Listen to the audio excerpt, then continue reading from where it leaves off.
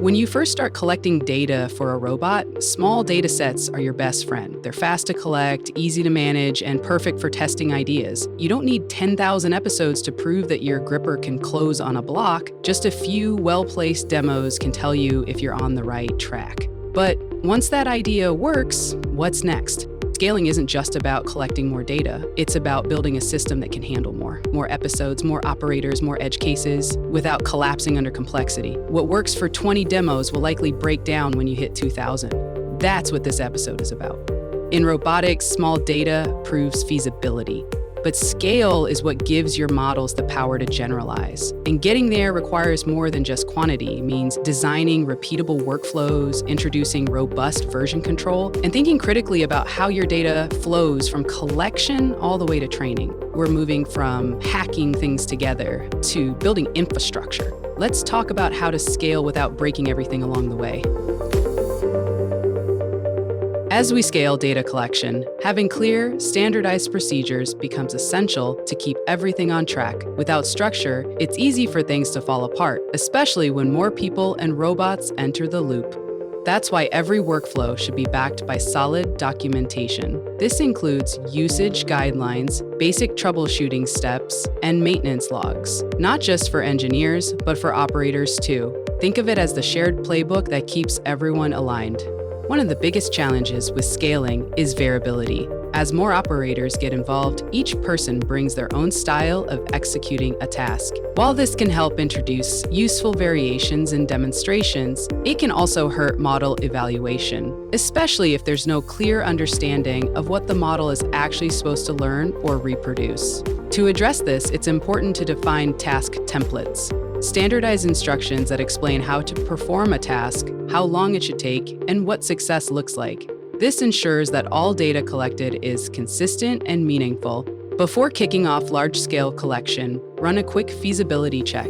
Ask, is this task reasonable given the hardware limitations? How long does it take to complete one episode? This information helps match tasks to the right operators based on their skill level and experience.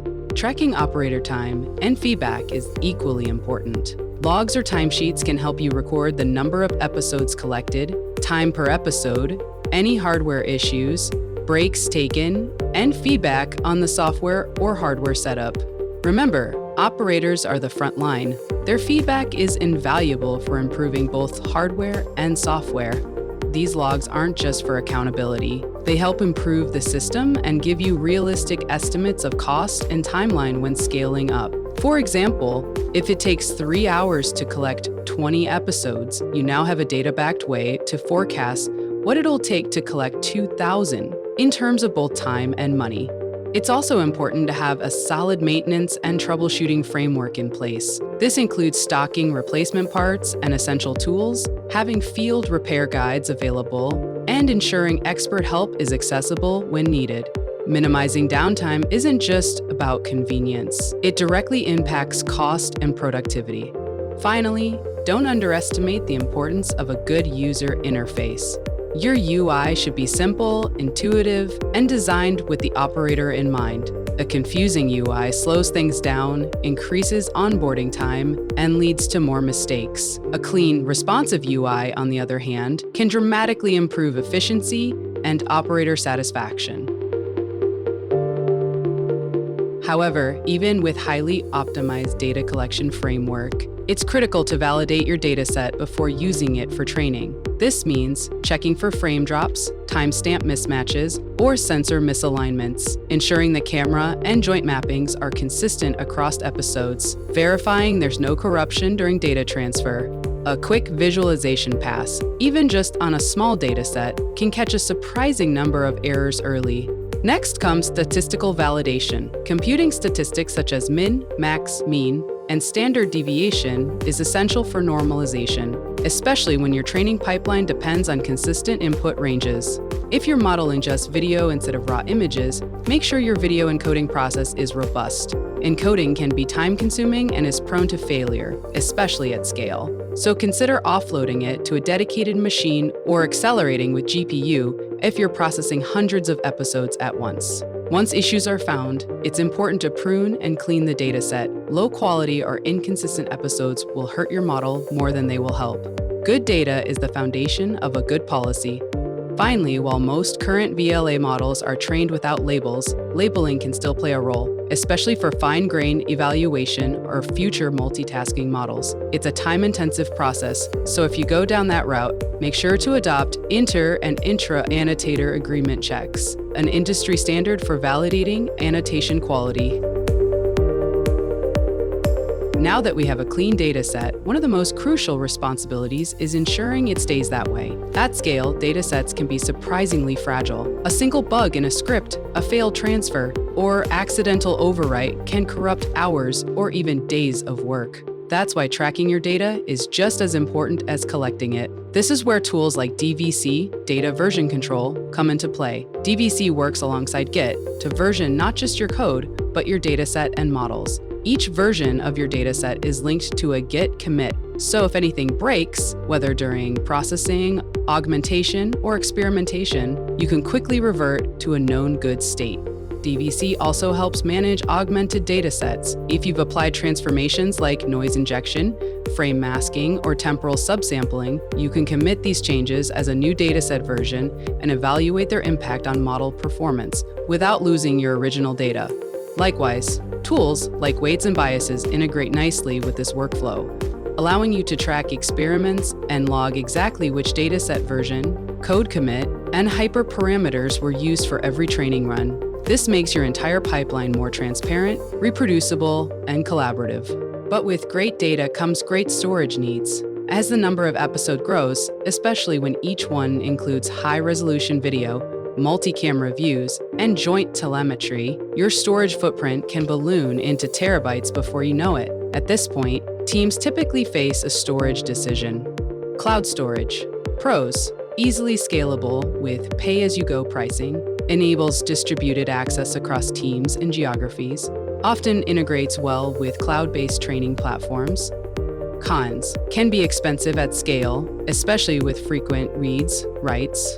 Latency may be a concern for real-time access, requires solid internet infrastructure, local storage. Pros: high-speed access, ideal for local training and processing, lower long-term costs if you already own the hardware, more control over data security and privacy.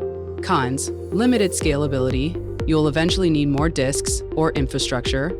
Hardware failures and downtime must be managed in-house. Team collaboration becomes harder if everyone's not on the same network.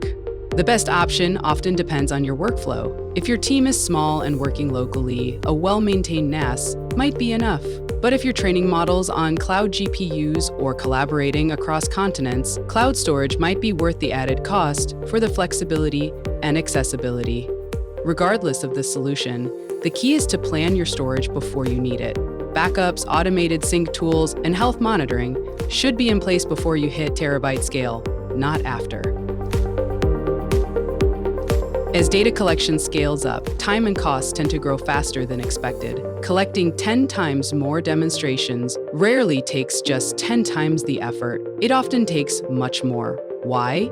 Because system glitches, operator fatigue, and the overhead of managing larger data sets all start to compound. In fact, many teams find that more than half of their total project timeline is spent just on data collection. This makes realistic planning and budgeting not just helpful, but essential to avoid surprises down the line.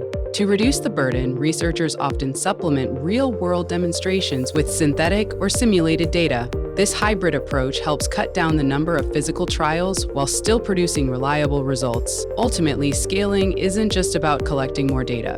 It's about collecting it smarter. That means designing workflows that are efficient, resilient, and built to scale from day one.